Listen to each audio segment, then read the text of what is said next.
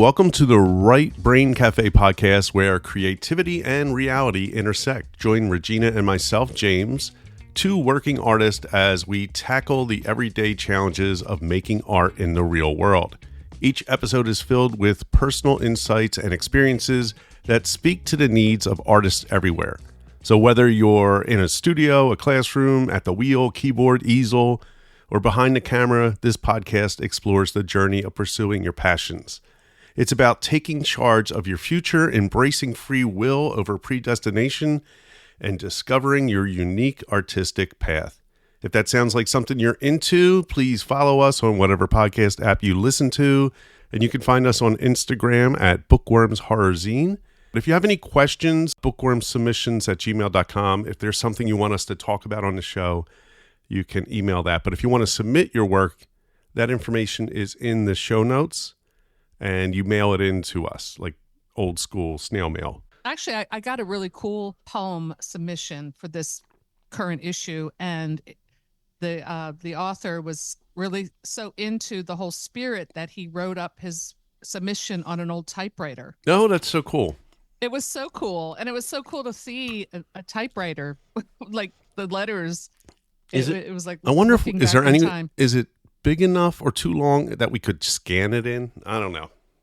Probably no, not. it's a poem, so it's short enough. But I'm wondering if we actually had it as an type image of the typewritten page. Oh, that would be cool. I see what you're saying. Yeah. It's possible. We'll see if Yeah. it's legible. Let's try that.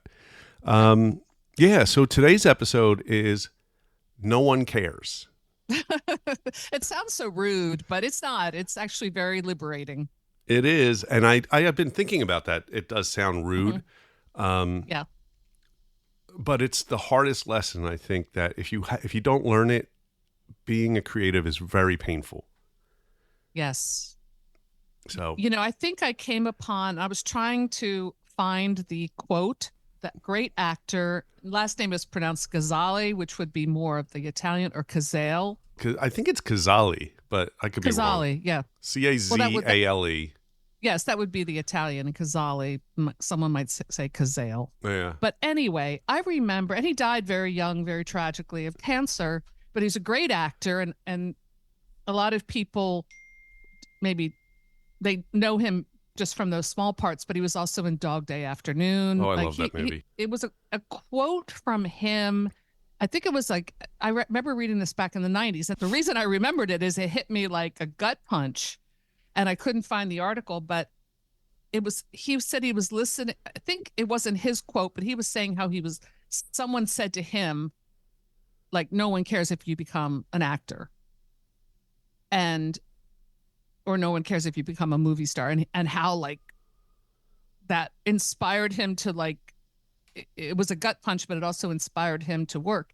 And I remember hearing that, and it was like a revelation, because I was like, wow, no one cares. And it's hard to put it into words why it is a gut punch, but it's kind of like, it feels both rude, but then when you think about it for a little bit, you're like, wow, that kind of gives me a lot of space now. And I don't think for everybody it's going to be a eureka moment where when you realize that no one cares. I think there's a lot of right. It's like, oh well, now I'm free. I don't think for some people that may absolutely be true, but I think that's a long journey to realize no one cares. Because I was thinking about this today. Why do we create art? And we've talked a lot on this show about you do it to express yourself, to get whatever's inside of you out. And if that was it, and that's all that mattered, then it would be the end. You draw it, you put it away, and you draw another thing, or you would write another thing. But there's the other side of it. And I think that is seeking love and acceptance, that other side of it, where I put this out there, and I want you to show me that you care, that you love me, that I'm accepted. And that is a part that you don't have control over. And it also is not understanding human nature. Like, people don't gravitate to your stuff because they care about you, really. I think people are always trying to see what's in it for me. And they might like your artwork because it's expressing something that they feel. Right. Not necessarily because they care about you, but because what you did shows something that they feel. So it's about them. Well, hopefully, I mean, I think, I think you have to distinguish, like, people can care about the work. That's different from, like, no one cares if you write another book right now, Right. unless you're George R. Martin, and then people are Well, waiting around. yes. And that, I think we'll talk about that, because I don't think once you're at that level. So I'm reading this book called Please Kill Me. I don't know if you've read it, but it's so good. Oh, It's the I know that book, the punk rock book. Yes, it's the oral history of punk rock somewhere. Yeah, it was one of Charlie's books. So good. And it's interesting how when they're talking about Iggy Pop, and Iggy Pop literally was like, on the streets, passed out in his own puke in the gutter, and no one cared. Like, they wouldn't even help him up. Like, did they know he was Iggy? Yeah, everybody knew Iggy Pop. This is like after like the Stooges, but before like around the time when he does the first Iggy and the Stooges album, like Raw Power. And it's like they know he's Iggy, but they just walk past him because they really think he's not going to become, like, they don't care. He's not anything for them. Like, you know what I mean? The only time that people actually seem to care is when there's someone looking at it and saying, hey, I think I can make money off of these people. Wow, that's hard. That's a harsh reality. But it's really what's happened. They're like, wow, this is really good. And it's like there might be one person who cares. And let's say that nobody cares, but I'm also going to say you're lucky if your family cares. Like, people always like, well, you always have your mom. And it's not necessarily true. I find that people that know you, friends and family, they might care about your well-being. And then that actually introduces, and we've talked a lot about this, they might be, like you said, have good intentions and saying, hey, you know what, you should find something to fall back on, or why are you doing this? Because they care that you're going to end up poor in the gutter. So they don't, that you're going to want them to pay your bills, or to like move in with them and sleep on their couch, right? And also, sometimes people get very threatened, friends and family, when you're not following the protocol. Exactly. Yes. So you have to watch for that. Anyway, so I'm reading this book and I'm noticing that nobody cares. Even Patti Smith and Robert Mapplethorpe, they're not even allowed in this club. It's probably Max's, but they're sitting on the stoop because they can't get in. Right. And everybody, before they're famous. Yeah. And it's like nobody cares. Like, nobody cared to say, hey, until one time, one nice person eventually said to them, hey, who are you? Like, what's your name? That's important. I think if you're listening, being nice to other artists is something maybe you should try to do. Sure. Not be all about yourself all the time. Yeah, because everyone kind of starts out like that. I mean, I remember reading, and it's a great book. He's one of my favorite writers. I wish he had written more prose. Is Tennessee Williams, his autobiography called Memoirs. And it's beautifully written and it's funny as hell. But he said the happiest time of his life was when he was broke and he was really struggling, living in New York, I think at the time. And he had gotten a very small like stipend from someone. And that motivated him to write his, masterpiece, the not Streetcar, but Glass Menagerie. Mm-hmm. And he had many masterpieces, but I would say, Glass Menagerie was his big breakthrough work. And he said he was never happier than when the pressure was on and he was sitting there in his typewriter night and day, smoking, cigarette after cigarette and probably downing some scotch. And that struggle, he said it was the best time of his life. Once he became successful, the depression set in, and and there's all kinds of different reasons for. Not everyone's going to react that way, nor should they, and that's a good thing. But I guess the point is, enjoy wherever you're at in the process, and the no one cares is freeing, because really no one but you really need to care. Yes. Like I have wonderful friends and family members whom I love, and most of them have never read anything I've written, and it's fine. Right. I mean, I know you have, and I thank you for that, but you're interested in that kind of thing, and you're interested in horror, and it. But a lot of my friends and family, they don't read horror books, and they don't even read novels that much. And even my sister, one of my sisters who is an avid reader, has never read one of my books. So, and it's fine that she doesn't care enough to do that. Right. And again, it's freeing. Whether they care or not isn't important. Like you said, the artist has to care. Yes.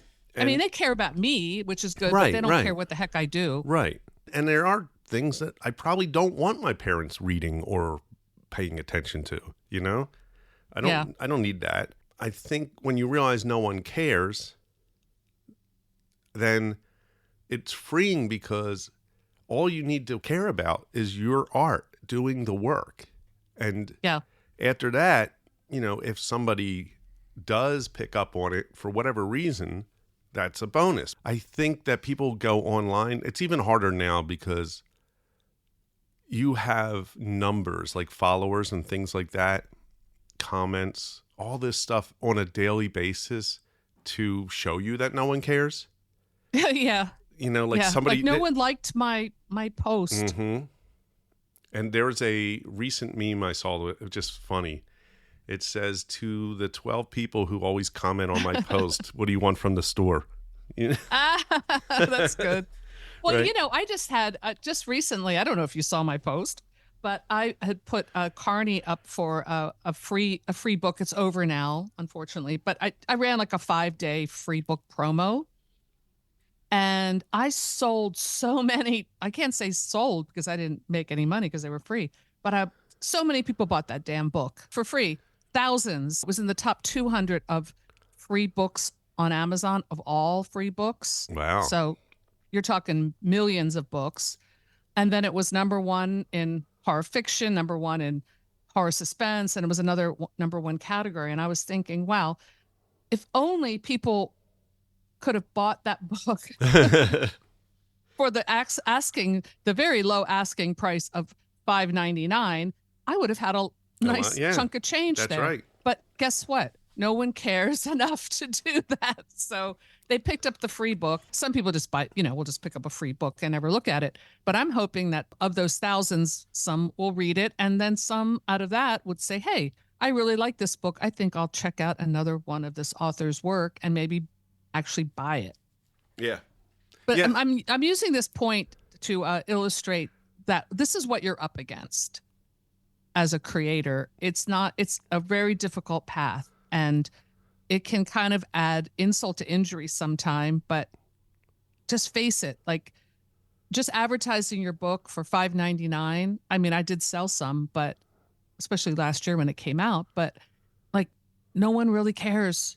But put it up for free, someone might care. Well, like I said earlier, what's in it for them? If it's a free book, I can get it, and there's nothing. I'm not losing anything. I'm actually just gaining this book. There's nothing for me that I'm losing, but I'm gaining something. What's in it for me? I'm getting a free book. You're right. You don't know where that will lead, so you can't look at this and say no one cares to buy my book. They only want it for free. But one, that's on a list now that people might see and be like, oh man, it's all the way up there, but now I have to buy it. Maybe they will, Yeah. Well, this, I was looking for some things that kind of related to this topic, and I know that we both have read Stephen Pressfield's The War of Art. Have you read Nobody Wants to Read Your Shit? No. Is that really also good. by Pressfield? Yes, that's also by Pressfield. It's like a follow-up. Oh, I have to read that. You definitely have to read this, but this is one of the quotes from it, which relates to what you were just saying. When you understand that nobody wants to read your shit, your mind becomes powerfully concentrated. You begin to understand that reading, is above all a transaction. The reader donates his time and attention, which are supremely valuable commodities. In return, you, the writer, must give him something worthy of his gift to you. Mm-hmm. So, I mean, this could apply to other art as well. Yeah, absolutely. Like if you're a musician, the no one cares thing. I remember a specific moment in my life that I got angry about it. I was playing so prior to the band I was in, we were playing, and we were like, I felt like we were doing pretty good, and we were getting to bigger venues and bigger venues. So we're playing bigger places, bigger venues. And then something happens. And then we were playing a backyard party. And I remember playing this backyard party and being really depressed because we were playing and I'm watching everyone just having a good time at a party. And we were like the radio. Was it like a kid's party? No, not that bad. Not that bad. Oh well, my see, God. I'm getting that, I'm getting that No, image. no. It was a 20-something, everybody drinking and getting high and trying to hook up, that kind of thing. Right. And I'm like all upset because I'm like, no one cares about what we're doing. Like literally, they're just here and we're a radio in the background. No one's watching. They're just all doing their own thing, getting drunk. And I just remember like, that's it. I'm quitting. Like that was the day I quit. It was like, I remember just playing the song, thinking this, and I'm like, no one cares. And why am I doing this? Had I not had that thought and realized that, no one cares, but that's not why I'm here. Right. It's funny recently, very, very recently, I went to see my friend Paul's band at this place in Yardley called The Vault. Oh yeah. I've been there. Yeah. And when I got there, the bass player and drummer from my original band were there. Oh, cool. So 3 out of the 4 of us were there, and we were talking, and there was other people there. And I started telling this story about why I quit and all that. And the dude there's like, man, I cared. I loved you guys, And I never knew that, So, yeah, I mean, you don't know who does, right? Yeah, and also it's like, you have to, we all go through this stuff. It's not like we're all always like wise about this stuff we learn, but you have to think like, because I used to get my feelings hurt really bad, when I would do not so much the writing, but like when I was filmmaking and like, why is this stupid thing getting so much attention? Why is annoying orange going viral, and, remember that? Yeah. And I think you were with me once at a screening and something screwed up and I was like having like a hissy fit at the bar. And, and I that was all stuff I had to work through, like my own ego, my own expectations. Like, what was I trying to get fulfilled? Like, I wanted people to love me. Like, what was I doing? When the real issue is I'm doing this like with the writing now because I love it. Like, I'm doing it for me. And when I put it out there, if someone likes it, that's great. And I do try to write so someone will like it. In fact, if you don't mind, I'll share a little more of this Stephen Pressfield article. When you understand that nobody wants to read your shit, you develop empathy. You learn to ask yourself with every sentence and every phrase, is this interesting? Is it fun or challenging or inventive? Am I giving the reader enough? Is she bored? Is she following where I want to lead her? So all these are really good questions. So like you as that musician, your job, even if you're playing like a bad gig, is to be entertaining and to play your music well. And, once you sort of think about it that way, well, it's my job to write a good story that someone will want to buy. So if I focus on that, I'm good. Yeah. I guess in my head I look at it like if you're going to go see, and I know I wasn't at that level, but if you go see a band, you're thinking that audience is there to see you. But when you play something like a party, the audience is not there necessarily to see you. You just happen to be there, Right. And other people are there for the party and there's a band playing, Well, it's like that when you play at bars, right? Yeah. Yeah. You always see bars. And you hope you get a following, so you start recognizing, hey, these people are coming out to see us. But that's not usually the case. Usually, right? It's different from a concert. Yeah. Hopefully, people are quiet. Although I've been to plenty of concerts where people have been like having a conversation, and next to me, I'm like, "Why did you buy a ticket to this concert?" Exactly. Shut the. Anyway. I guess I always went into it like I was playing a concert. Yeah. And instead of doing your best. I've also seen I remember this man just died recently. Joe had a band back in the 80s called the Dixie Beeliners. They were an old time music band, and their lead of the band was this guy named Harold Hausenfluck. And he was an amazing musician, really incredible fiddle player. He was a blind man, so he had that disability, but he kind of had the personality of like an old worn out shoe. Like he was, God bless his soul, and I always got along with him, but he was one of those, I guess you would say one of those difficult people. And Mm-hmm. sometimes during the performances, he would be like, I'm having a really bad night because my friends don't like me. And, he would be saying stuff like this. And Joe would be like kicking him in the ass saying, shut up. Yeah. We're here to play music. No one cares. In other words, you're not getting paid or even not, maybe they weren't even getting paid at that point, but to air your grievances, they want to hear you play the fiddle. So, do your job. Well, my brother, hopefully he doesn't listen to this, but when we were, oh yeah, I remember. he was the lead I don't singer. think I've ever met Nick, but I've watched some of the old videos he had. We would go to a club and he acted like everyone should care and that we should be treated that way. And you don't go to bars, these dive bars, we're just a dime a dozen. Anybody can come in and take our place, Yeah. It wasn't like they were looking for us and they asked us. We begged to get into places. And that's funny. He would be pissed off and start yelling at the sound guy. And I'm like, dude, he's irresponsible. You're going to piss him off. He doesn't care who we are. He doesn't care how we sound. Like his job is to make us sound good. But if you piss him off, you're not going to sound good. And he would get this attitude everywhere we went and be like, we should, this is, and it just never, it was, I kept, I would know for those type of things, no one cared, like the establishments only cared that we would bring people in, they don't care if we have like water handed to, you know what I mean?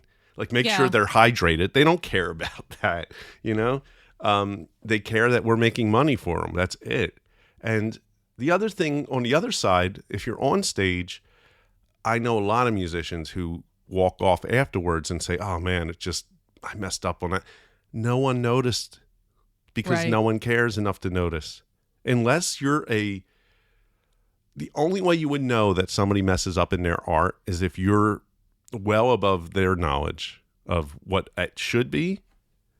And even then, it's their original art. So you'll never know if somebody made a mistake, Yeah, like I'm sure you hear stuff as a musician that I don't hear. Like I'll go see music with Joe and he'll be like, I'm like, oh, that was really great. He's like, yeah, but the bass mix wasn't that great. I'm like, I don't know what you're talking about. Yeah, well, that's a whole nother thing, right? How it sounds. Like a lot of people are very audiophiles and they'll be able to pick that stuff out. But the average person doesn't know or care, I was looking at the more about this No One Cares, and it struck a chord in my memory. I'm like, I know I read a blog about this. And so I went and did a little search, and up came our friend Dean Wesley Smith, which we've talked about him before. And I know I've never read any of his books because I think he writes Westerns, and that's not really a genre I read too much. But he has a whole blog on deanwesleysmith.com entitled "And No One Cares and No One Will Notice," January 10th, 2019, and it's directed at writers. And I reread it before we went on here, and it's really good about how that just can become what he calls the author problem. It's like almost like another excuse. Like we're constantly dealing with this stuff. Stephen Pressfield would call it resistance. Like I shouldn't do this because these games we play. And I think it just gets down to writing or doing any kind of artwork is just hard. And it doesn't really ever get any easier. But convincing yourself that people care can be just another excuse. Because he says the truth is that early writers, or like we were talking about musicians or anyone, have no career, no following, no real fans. Sure, they might have a few hundred or even 1,000 on a mailing list and make decent sales, but trust me, those readers have other things to do than follow every detail of your career.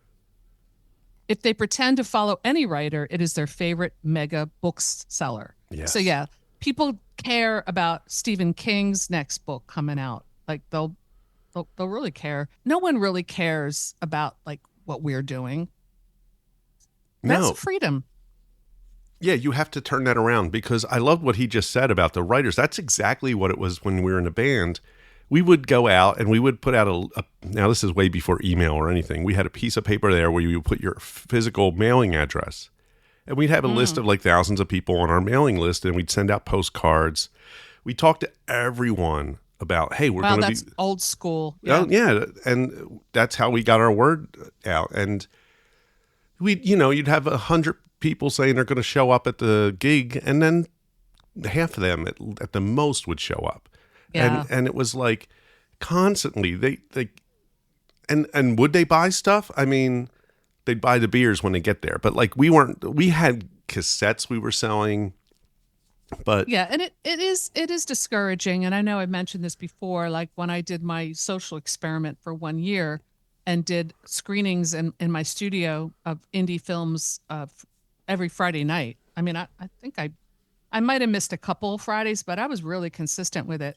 And I learned that no one cares about anyone else's film. They yes, only wanted to show up. They would bring their friends mm-hmm, and they would watch their film and then they would all leave and yep, they wouldn't stick around. And I'm like, wait a second, this is supposed to be building community. mm-hmm, That's why I'm doing this. And I learned, and I guess an important lesson, that no one cares. And they didn't care if they threw their trash on the floor of my screening room and left their popcorn, and they didn't care. So I'm like, well, I won't do this anymore. yeah. So, So this is yeah. actually also exactly like it was in the early 90s when our band was playing. They would have something. Now, the owners of the clubs figured this out, that if they did something called the Battle of the Bands, I remember. they could have 5 bands play that night. Each band brings their own audience. And Mm-hmm. the way you won was a popularity contest. So what happened was you would give out a ticket to every one of your friends and say, be there. When they came in, they would take that ticket. The bands who had the most tickets won. You could have played Mary Had a Little Lamb Oh, and had the really? most people, and you would have won. There was no jury of judges No, or no, no, anything? not at Oh, all. It was basically how many people, whoever can bring the most people won. Now, the thing that sucked about this was just what you said. You would go, and the place, as soon as the place opened, would be full, completely full, mm-hmm. right? And then, or it would be completely empty. So if the first band had the most people, everyone's there, and then after they're done, everyone left. Or the Yeah. opposite. You're playing first, no one's there because you're, only the people you brought, and that maybe 20 people. And then afterwards, people start showing up because that other band. So you never knew. It all depends on if you could bring the most people. And it was Yeah. so annoying because people wouldn't stay. It was like, wait a minute, all you guys are here. I can't wait to get up on stage. And you get up on stage and everybody left. Yes, it's very rare to find that esprit de corps, and it's something that I've tried to, and I still try. I mean, I used to try in a big way, but with having this big art salon every year, uh, for like 5 years in a row to try to kind of help create a scene. But and now I just do it by showing up at when my friends play music and stuff, and it's great. Like I'm not just there because I'm their friend and I care about them. They actually make amazing music, Right. and sometimes I'm looking around and I'm like, why aren't there more people in this bar? And the bar down the street that has like some stupid karaoke thing going on is packed, Yep. and here's such incredible original music going on, and there's like 3 people. Well, So I've always wondered if it's just our area because I know like this area is not like that type of. I've heard that about that. I heard the West Coast is better, but I don't know if that's true. Maybe even New York. I'm just saying Mhm. Yeah. Philly and the surrounding area is a sports area. So you'll have a packed bar if the Eagles are playing. But Yeah. if they're not playing and you bring a band in, no one's going to be there. They don't care. Nobody follows bands or art scenes in this area. We're on the same page as far as how we feel about this stuff. But look, I'm looking at like my friends Righteous Jolly and Greg McGarvey, who are great musicians and write incredible original music. And Joe and I go to see them when they're playing every chance we get. And I'm like, hey, they're going to catch on eventually, and I'll be one of their first fans. It will happen because they're showing up and working on it. And I have noticed that the same people have been coming back. And that's how it grows. And it starts small, like with my own writing, if I get a return customer, that's great. But it's you can't really expect it. Yeah, and I think if you read a lot about any artist in the media that you create in, and focus on everything before they made it. And you'll see that no one cared until there was a reason for people to care. Right. You know, like when I'm reading this punk rock thing, I mean, it's literally just a mess. And I've got to read. I don't know if I've ever read it. I've looked through it, but I don't know if I've ever read it. I'll have to let you borrow it. It's just, I mean, they're basically a bunch of junkies. Just, you know, everybody's a junkie. They're all like sleeping on everybody's floor.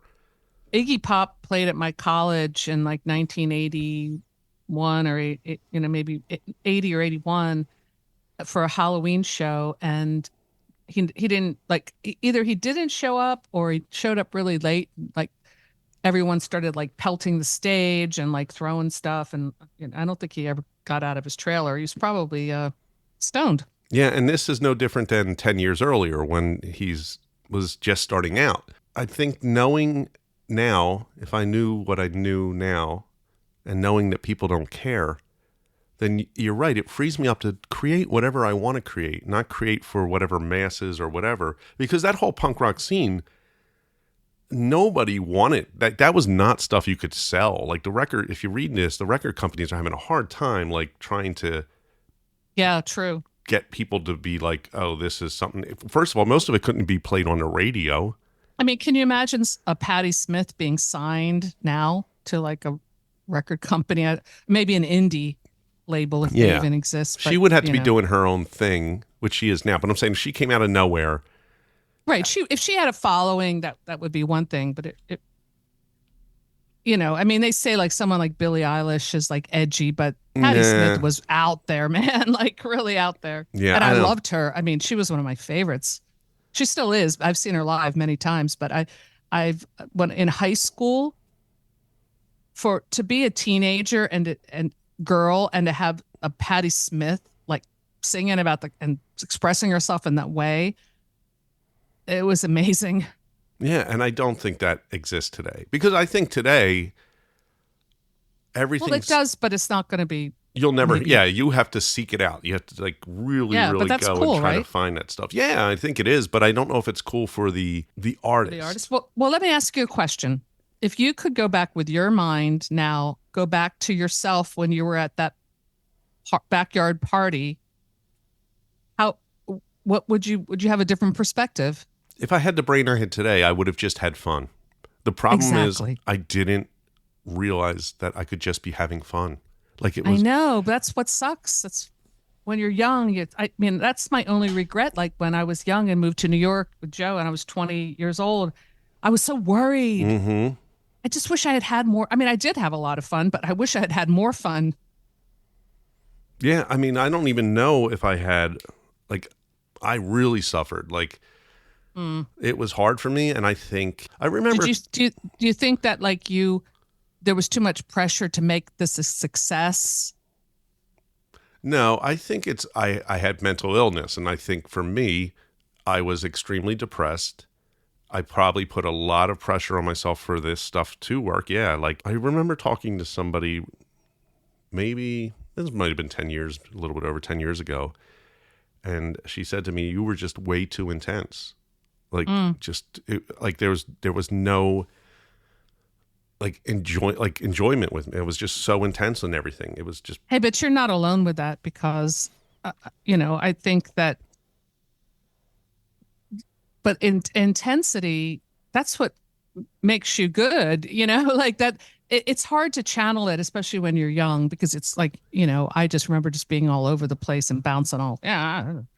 But I don't think it was hard to focus. But if you can channel that energy, that intensity, then you really have something. Right. Well, I think that the intensity worked for my creativity, but I couldn't get it out. I couldn't just stop it and just have a nice, like outside of that, be social and have fun. I've seen a lot of people go through that though. That was kind of my thing. It was like I just didn't know how to stop and just be in the moment and enjoy it. Yeah, like David Lee Roth. Yeah.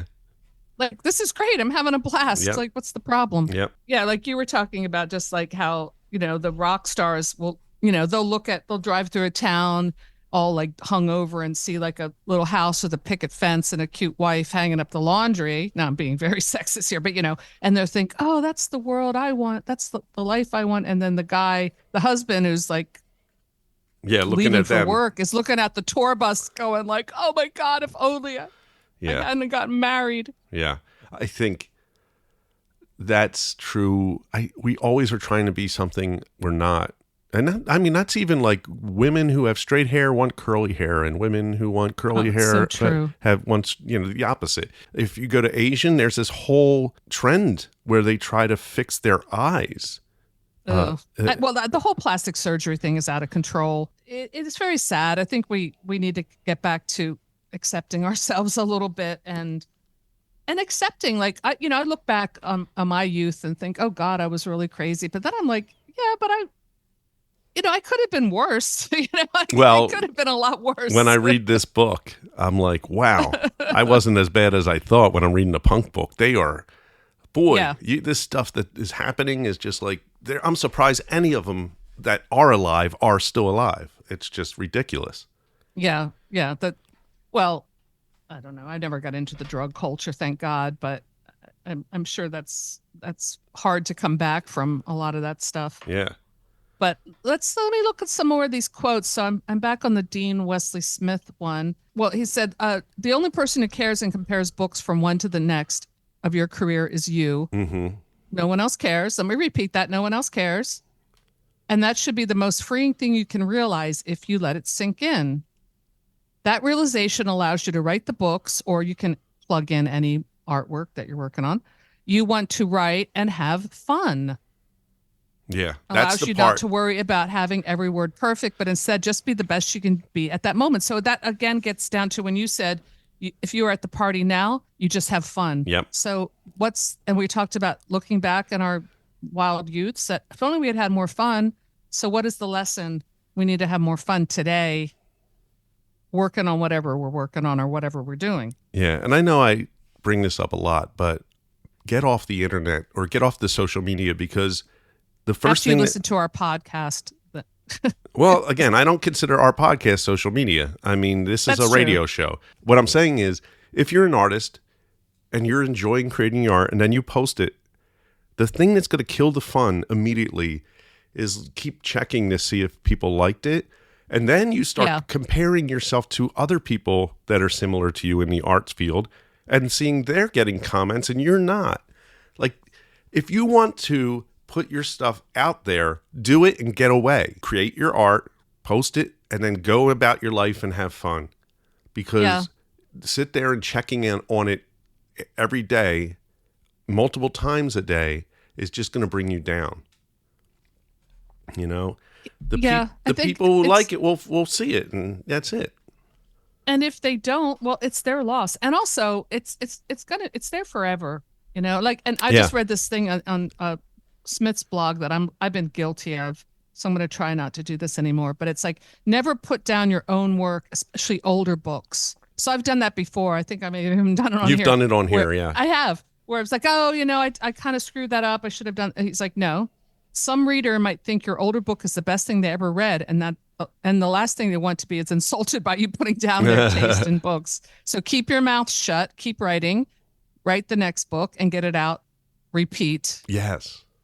And if you really do realize no one cares but you, the freedom in your writing is amazing. Go have fun. So that's the message that we're talking about is having fun. Having fun, but like the fun comes from knowing that like this moment is, we'll never walk this way again. Remember in the 70s? I'm dating myself, but it's like, this is the moment. Like I've been struggling to finish my new book just because I'm like trying to meet a deadline and I'm staring at the page and I'm like, I'm really unmotivated, but I'm kind of forcing myself through it. But if I take the pressure off myself and say, you know what, why don't you write like a really fun scene and like not give a crap what comes out, just try something, like it's a freedom to be a little loose with it and to have a little fun. Yeah. We have 2 episodes, I think, if you want to. We have one that says don't give a crap, don't give a shit or we whatever. have a theme going. And then the other one is the play the fool, which is like just be risky, be daring, and don't care. Realizing no one cares allows you to be free to create your art. And I love what he says, put it out there and then repeat, rinse and repeat. Most of this stuff that if you're going to, again, read books about how people became famous, you're going to realize like that might have been out of their control how they got to that place, you got to do the work. And the work sometimes means I have friends who are artists who go and they work hard about getting their stuff into a gallery and they get it in there. That's stuff you got to do. Like if you want to get your stuff in a gallery, you got to do the work for that. That's part of it. Like if your goal is to just create art. There was something I read and I can't remember exactly, but it said the artist, your thing is the actual creation of it, not necessarily the final thing. Yeah. Like the final thing's for whoever's looking at it. But your thing is getting it outside of you and into whatever form you put it into. Like that's the journey. And that's the part that should be fun. Once it's done, you're done. You need to go do again. Find something else to create. Because that thing's out there now. And whatever happens to it, you're now talking about the job as a marketer, like once you're done the art, it's not about artist anymore. It's about the business side of it. Cause you know what I was thinking? What? And I want your thoughts on this. Okay. Let's go back to the ancient cave drawings. There's some in, oh, yes. Why do you think they clearly were not doing this to get likes and follows? Right? They weren't doing it for money. Maybe. We don't know actually. Maybe in their tribe, Aren't those amazing? Yes. It's mind blowing. And they're finding even more that are older. But my thing is that just tells me that it's in us to be creative. Yes. Right. And and the other thing, I love museums, but if you look at museums and you look at ancient stuff, everything is an art. The way their dishes, their cups, Yes, they're treated that way. Everything is just an art. And I feel like once we got to the place where like the Industrial Revolution and everything is now made by machines, that we're missing that. And therefore we're trying to, like, this is such a part of the human, experience. Yeah, and just think about how the technology that we use now to create art through the internet and putting things online has shaped the expression. So I think it's always important to kind of step back from something and see that, and then not be afraid to maybe take it in another direction. And look, the best artists are innovators. I saw this great clip. Speaking of the internet, on Instagram, it's like a female art poets or something, and they have like clips from Joni Mitchell, and I love her, but this was like back in like the 70s or 80s, and she was saying how she got criticized when she switched from folk music to doing jazz, and like everyone came after her, and she's like, I don't care. It's like, this is my journey. And I just thought that was a great attitude. Maybe she cared that people weren't going to buy her records or whatever, but she was on her own path as an artist, and you only live once. Like it's a lot of waste of energy worrying that, I don't know, that someone might not like it or whatever. Yeah, I mean, when you approach the page, you have to really be free with it. Yeah, the same story happened with Dylan when he went from acoustic to electric, and people lost their freaking minds. And like today, nobody would care, but it's like that was a big deal. Remember, I forget the name of the Seeger, not Bob Seeger. Not Bob Seeger, the other Seeger. Seeger, the folk artist. Pete Seeger. Pete Seeger, yeah. He tried to he ran over and tried to pull the plugs out of the amp or something, or take an axe. It was like sacrilege. It was like this thing that was happening. Like Dylan's our folk god, and now he's turning his back on us and playing rock and roll. Oh no. Yeah, and if he worried that people would care, he wouldn't have done that. Absolutely. No. If his thing was I need people to care, this is not going to make people care, they're going to get angry, then I wouldn't have done that. But he was like, you know what, this is my journey, like you said. And I think you need to, I love that phrase. I think people should start using that in their heads. Like, when you want to do something, think, well, this is my journey. Am I doing this for my journey, or am I doing it for someone else's? Yeah, but people are overusing that word now too. I've noticed. Like, this is a blog about my plastic surgery journey. Well, yes, I agree. I'm just using because she used it, but No, I know. We do it at my work too. They're like, tell me about your journey. I'm like, there's no journey. Just shut up. Yeah, no, I know what you mean. We need to take that word back. Yeah, or we need to find a different one. But yes, Or it's my path. Like, and I don't know, like I don't know why sometimes I want to like like write something crazy, or even like why I like horror. Like, people sometimes ask me, not that they care, but like I've gotten this response before, like maybe because I present very ladylike, but I've gotten and I am very ladylike, but I've gotten, oh well, like what I write fiction. Oh, what, oh, horror. And they get this horrible look on their face because maybe I don't fit the profile or something, but who cares? I mean, yeah, no one would look at Anne Rice or even Lee Bardugo, like these female, Kim Harrison. There's a lot of female horror. Freaking Mary Shelley. yes. Like, why would it shouldn't matter, first of all. But women are some of the best horror writers. True, but I think it's like it becomes like, I don't know if this is just our culture and our time, but there seems to be a shorthand of like, well, a horror nerd or something needs to look a certain way. Like there was one, I know I didn't like Paul Tremblay's book Horror Movie, but there was one scene or like chapter that I did like. There was one part that I did like where his character goes to like a horror convention. And he was talking about like how all the guys are wearing the black t-shirts with, and kind of the look, how everyone kind of looked like that. And when I went to StokerCon, I would say it 10 out of, I don't know, I'm saying 10 out of 12. I don't know what, I'm using some kind of weird statistic, but I would say more than half of the people I saw did have that look. Yeah. But we've talked about this before, fine, though. But there's nothing, I guess my point is there's nothing wrong with doing something different. And like, I'm going to show up at the horror convention wearing some pink pinafore and, look like a fairy princess or something. It's okay. But I mean, we've talked about this. You talked about your time in New York where there's the people who dressed in the art look. And I know when I was in a band, especially in the early 90s, I literally remember when people started wearing flannels. Now, I grew up in Bucks County, so I wore a flannel every day of my life, Right. like that was, and I remember going to Sears and buying flannels cheap until the grunge thing happened. Then the flannel prices went crazy. Wow, I'm like, wait a minute, I got to pay because... like Marc Jacobs did his grunge collection. Yeah, and it was like all of a sudden I had to pay more because everybody started wearing what I'd been wearing, and it's like...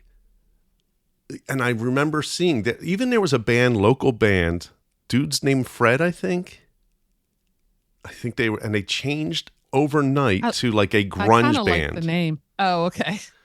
Well, they went back to that name, I think, but they were a band. They went from like metal to grunge. Yeah, well, basically the classic rock, maybe not even classic rock. It could have been hair metal, but just like anything else, they switched. And I think at any time and place, you're going to find the posers and the people who conform, because it's also in our human nature to conform because we don't want to be left out of the tribe. How you brought that up earlier, to look good in the tribe.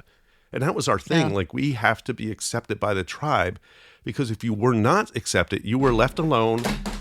You were left alone out in the woods with the lion who's just going to be eating you up. And it was very dangerous to not be part of the tribe. And I think that's true. That still exists. We have a lot of, it does. And we have a lot of dangerous kinds of tribal divisions going on in the world. That's, and that is part of our human nature. But I think it's the artist's job to blast through those conventions as much as you can. I mean, you can find your comfortable niche, your genre, or whatever. But if you feel like doing writing something completely different, just go for it. No one's going to care. You're right. If you want to break through as an artist to disrupt what's going on, I think that's going to be a painful process. Out, not the creation of it, but the acceptance to get people to see it, care. That I don't think anybody who's made those changes came through it and everybody's like, oh, thank God, unless maybe you're talking about like the light bulb. But I mean, yeah, nobody came out with some kind of art and was like accepted immediately and saying, wow, this is great. That's usually hindsight that we start seeing, Picasso's doing something. Yeah, like Duchamp's urinal now. It's like, it's genius. Yes. But at the time, forget it. Even if you look at Robert Mapplethorpe's photography, I mean, who thought that putting a bullwhip up your ass or something like that was going... I knew you were going to say that. Right? But who thought that that's going to be something that people are going to put in a museum, right? Yeah. Like I remember when that show was so controversial. I went to see it in New York. Yeah, and so you got to be like, okay, here comes somebody who's doing this. That's definitely his journey, because there's no reason that way in his head. He's thinking, oh, everybody's going to want to see this, Yeah, but I know from reading Patti Smith's memoir about him and her called Just Kids. Just Kids, I read that, yep. Yeah, but she said, and he was technically an excellent photographer, but he had expressed to her how important it was to do something new. It's like, if you want to get noticed as an artist, you have to do something new. You have to break new ground. So this was no accident.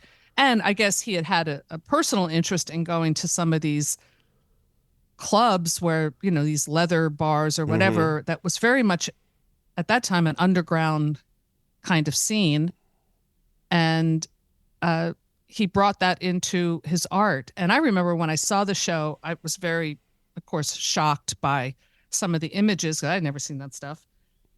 But I remember there was this one, like, he had two images hung next to each other, and one was like of a beautiful lily and one was like a man's penis, but they were shot in the same kind of way. And it was art in that it made me look at those two, the lily and the penis, like, how are these different? Like, why is one this and the other this, when it's basically the same shape here going on, like this kind of thing. And so, yes, I think that although his art might not to be everyone's taste or whatever, it's art, and he did something new. He died young, but he did create what he set out to do. So, all right. So we're almost out of time, but we learned that one, people don't care. Right. You should care. But that's a good thing. Yeah. It's a good thing, and try to have fun no matter where you are in life. Try to be in the moment and have fun with whatever you're doing, and realize that it doesn't matter. This too shall pass. Yeah. Right. All right. Well, we'll be back soon with a new episode. Okay. See you then. All right.